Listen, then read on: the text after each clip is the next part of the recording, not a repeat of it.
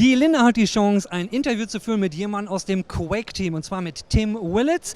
Das Interview, was sie jetzt gleich führt, wird komplett in Englisch sein. Solltet ihr der englischen Sprache nicht mächtig sein, gar kein Problem. Dann kommt nämlich von uns die Zusammenfassung, danach in Deutsch. Also dranbleiben und nicht umschalten.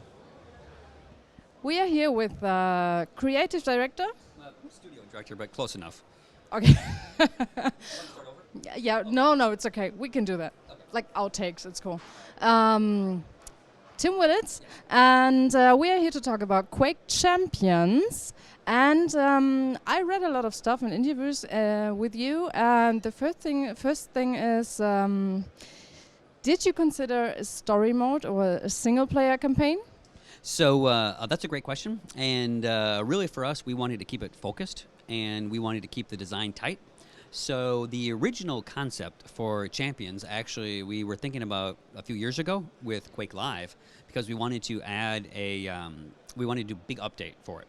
So we started looking at what the Doom team was doing with their success of bringing something back and doing a great job with it, and then we were able to find Saber Interactive to work with us on Champions. So we felt that we should make this a complete game, but we still want to keep the design and the scope focused and tight, because we feel that we can make the best competitive multiplayer PC game there is in that scope. I'm not gonna ask you why you do PC only, because I do understand. I played a lot of Quake 3 Arena and a bit Quake Live. I never played the story Quakes, so I don't know any details, but for me very interesting would be how much Quake 3 Arena is in Quake Champions. So our inspiration for Quake Champions is to take the art style and the mythos from the original Quake. That's where we have the Lovecraftian gods and the gothic brutal architecture, but the gameplay and the feel from Quake 3 and Quake Live. So when people think of Quake, they envision the old Quake levels, but when they think about how they play it and they think about the multiplayer experience, they most associate that with what we did in Quake 3. And it has to be really fast, hasn't it? Yes, speed is important, which is one of the reasons why we want to be 120 hertz. We want to run as uncapped frame rates, and that's why for now we're targeting the PC, because we believe if you want to create a competitive pro multiplayer game in a classic arena style, the PC is the best platform to do it on. When you say pro, I just realize or remember the many times I played Quake 3, and I was casual and I always lost, but it was fun. It was always fun. So I hope it's gonna be like a bit like the feeling from back then. So so you're right. Quake games have a reputation of being very hardcore. But what we want to do with Quake Champions is give new players a chance to be successful. So the two ways that we're going to do that, of course, is we're going to steer people into team games. See, originally in Quake, you just played free-for-all, and you always, one person always won. But we have some great team games in Champions where you can be successful. And then with the champions and their abilities, you as a new player can find a champion that you like, and you can learn how to use them, and you can be successful. And you don't have to win the match to be successful. And if we can continue to be successful, that will grow, and you'll turn into a great Quake player. Okay, sounds good. This almost answers my next question. Would be, do you want Quake to be a simple game like it was back then?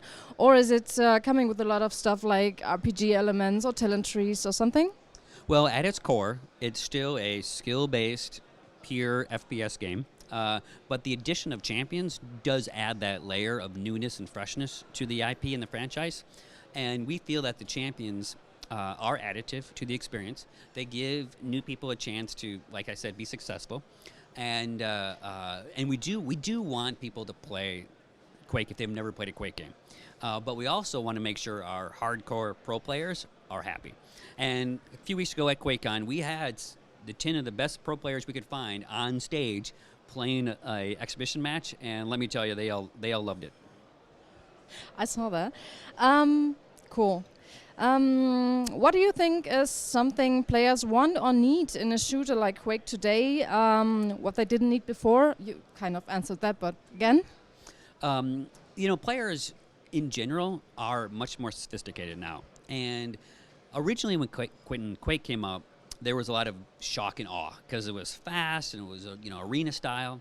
But players have progressed, and players are so much better now than they ever are. Like when I play, the newest Call of Duty game with my kids, it's just like, man, this is hard. So I'm like, just give me a railgun. So I do feel that players have advanced. I feel that with the new graphics, the new game modes, the champions, how we're gonna progress with the champions as a player. I really feel that we can attract some new players to a classic game mode. Cool. Okay. What do you think is Quake's biggest advantage or USP between all those MOBAs and team shooters? Quake has the legacy of really being the grandfather of the true classic first-person shooter, and the legacy of Quake, the fact that most other multiplayer games can trace the roots all the way back to Quake, and that you just know when you play a Quake game, it's movement is offense and defense, weapons that feel good in your hands, that are powerful, and then you have these arenas that are exciting, and you learn different ways to fight in these arenas, and it's those kind of elements that really make what a Quake game is. Cool. Well, weapons. I read an interview where you talked about the Holy Trinity, the rocket launcher, the railgun, and the lightning gun. Are these the fans' favorites and yours? Yes, they are. Yes, do not mess with the Holy Trinity. But we, of course, we have the shotgun and the nail gun and things. So, like I said before, the core of a Quake game are these signature weapons, and those are back. We will have some new stuff that I can't talk about now. It's a surprise, but we want people to be familiar with these weapons. We want people to feel good about these weapons, and we feel that Quake weapons are really the best weapons in any first-person shooter. So I guess the rocket launcher will be in too. So yes, that's part of the Holy Trinity: rocket launcher, rail, and lightning gun. And the rocket jump is possible? Oh yes, rocket jumping is very important. Oh yes, cool. Okay. Also, I forgot the name of the map, but the space map, you remember, where you jumped around over these platforms and you were busy all the time, dying from falling down. Is it gonna be back? So that's the longest yard, the map that you're talking about. We don't currently have plans for that map, but we do have our one of the maps that we showcased at QuakeCon. We call it Blood Covenant, but it's inspired by campgrounds, which everyone, if you're a big Quake 3 fan, you'll know campgrounds. So there are some maps that fans love that we will introduce, but we'll change them and we'll update them. But then, of course, there's some originals that we will make as well. So yes, we will stay true to some of the fan favorite maps. Thank you very much, Tim. I'm really looking. Oh, Odette has a question. Okay, feel free. I'm sorry. Because now that I get a chance to ask somebody regarding Quake, I'm one of those people who played Quake 1, Quake 2, and then I was like all excited about, oh wow, Quake 3. And what the fuck, it's all multiplayer. Where's my frigging Singleplayer campaign? And I loved it. Hang on a second.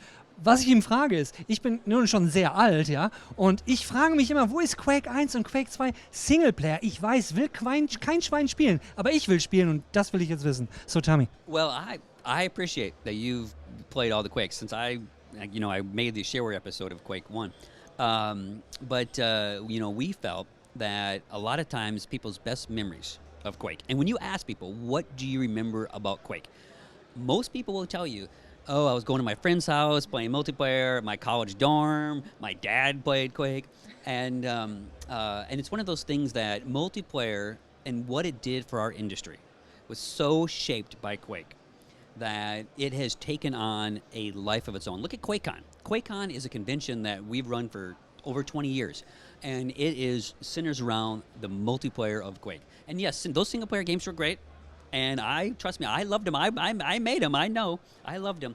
But you know, the spirit of the Quake game, you know, it definitely lies heavily in its multiplayer. Okay, was wir gehört haben, er sagte, Quake ist eigentlich, Sie haben Leute gefragt, die meisten Leute, die Sie gefragt haben, was ist so der Moment, wo du dich am meisten dran erinnerst in Quake? Und es waren fast immer Multiplayer-Momente, wo ich persönlich sagen muss, bei mir war es das nicht. Und er sagt, der ganze Spirit, also der ganze Geist von Quake, das ist Multiplayer. Zum Beispiel die QuakeCon, wo sich Leute treffen und Quake spielen, oder in der Familie, wo die Leute zusammenspielen. Quake ist also alles rund um Multiplayer und deswegen ist die Historie von Quake, Quake 3 ist Multiplayer und seitdem halt kein Singleplayer mehr. Jetzt werde ich ihm noch fragen, ob wir nie wieder Singleplayer sehen werden. Die Antwort kenne ich, denke ich mal. So, what? So, it was close. So, will there ever be, you guys miss working on a single-player game? So, something in the Quake universe, in single-player-ish? Well, let me ask you. Did you like the Call of Cthulhu Quake single player, or did you like the Strogg single player? I'm curious. Cthulhu, of course. You like two? That's fair. So yes, trust me, I have a love for Quake, and Doom was so successful with you know the reboot of Doom and how well that did. So I can't write it off the table, but for now, we're focused on multiplayer. Okay, thanks, man. Das Interview ist durch. Ich durfte am Ende sogar auch noch eine Frage stellen, was ein bisschen albern war, aber das werdet ihr selbst sehen. Linda, aber jetzt mal auf Deutsch. Was hast du den Tim gefragt und was hat er gesagt? Das haben Sie gerade selbst gesehen übrigens. Was haben Sie gesehen? Naja, ist egal. Nicht so wichtig. Sie haben das Interview ja gerade erst gesehen. Ist nicht so schlimm. Wir haben ja mit Tim Willits darüber gesprochen, wie das neue Quake Champions so aussieht. Und ich habe ihn gefragt, ist das so ein bisschen wie Quake 3 Arena zum Beispiel oder Quake Live? Das ist ja sehr schnelles Multiplayer-Spiel. Oder so ein bisschen Quake 1 und 2. Das war ja auch eher Singleplayer-lastig. Da hat er dich ja nun leider enttäuscht. Es wird keinen Singleplayer-Modus geben. Es ist ein reines Multiplayer-Spiel. Es wird nur für den PC kommen, weil es soll schnell sein, so schnell wie möglich, wie wir das damals auch noch kannten. Wir haben so ein bisschen gefragt, es wird die Möglichkeit geben, die Champions, also die Helden, ein bisschen weiterzuentwickeln. Und ja, ansonsten wird es sich rein auf das Shooter-Prinzip quasi konzentrieren. Man kann sich zwar ein bisschen entwickeln sozusagen mit ein paar, ich weiß gar nicht, wie er das jetzt noch genannt hat. Er hatte irgendwas von der Holy Trinity erzählt. Kannst du uns, also das fand ich halt ganz sympathisch, da ging es um Waffen. Um welche Waffen ging es da, Linda? Wie würde ich das jetzt übersetzen? Die heilige Dreifaltigkeit, genau. Naja, die beliebtesten Waffen, die in Quake waren ja die Railgun. Gab es da deutsche Namen für? Die Railgun, die sind deutsche Railgun. Die Lightning Gun. Die Lightning Gun, die Blitzwaffe und die Rocket Launcher, genau, den Raketenwerfer. Und mit dem kann man noch was machen? Den Rocket Jump, nämlich, ne? Mit der Waffe auf den Boden und schön springen, aber dabei nicht sterben möglichst, genau. Und ich habe ihn natürlich gefragt, wird es die Longest Yard, die Space Map wieder geben, wo man im Weltraum zwischen diesen Plattformen hin und her gesprungen ist. Meine also eigentlich nicht meine Lieblingsmap. Liebe und Hass liegen nah beieinander. Nein, aber ähnlich. Eine ähnliche Map wird es geben. Ihr müsst dazu wissen, die Linda ist von der Map nämlich immer runtergefallen. Und da könnt ihr jetzt raus machen, was ihr möchtet. Erst sagte sie meine Lieblingsmap, sie fällt gerne runter, aber dann hat sie doch irgendwie gehasst. Aber die wird wieder dabei sein, oder? Ich war ja noch nie so der Pro-Spieler. Ich lasse mich immer in Quake abziehen. Ich habe das schon vor, weiß ich nicht wie viele Jahren mit meinem Dad gespielt, wie er gerade im Interview auch sagte, die Väter, die das spielen. Und in der Redaktion haben wir es ja auch schon gespielt gemeinsam. Ich habe immer verloren, ist egal. Und ja, ich falle gerne runter. Was war deine Frage? Keine Ahnung, aber so wichtig kann es nicht gewesen sein. Ansonsten hat er aber im Grunde genommen eigentlich das gesagt, was man schon wusste. Wirklich Neues hat man noch nicht gehört, oder? Nein, leider nicht. Er hat ja auch noch von irgendwelchen Geheimnissen gesprochen, die er uns nicht verraten hat. Also ich habe das Gefühl, wir haben nicht so viel aus ihm rausquetschen können, wie ich gehofft hatte. Es wird kein MOBA, es wird kein Team-Shooter, es wird Quake und wir müssen leider noch ein bisschen warten auf mehr Infos. Naja, so gesehen kann man auch sagen, zurück zu altbekannten Qualitäten muss ja auch nicht unbedingt was Schlechtes sein, ne?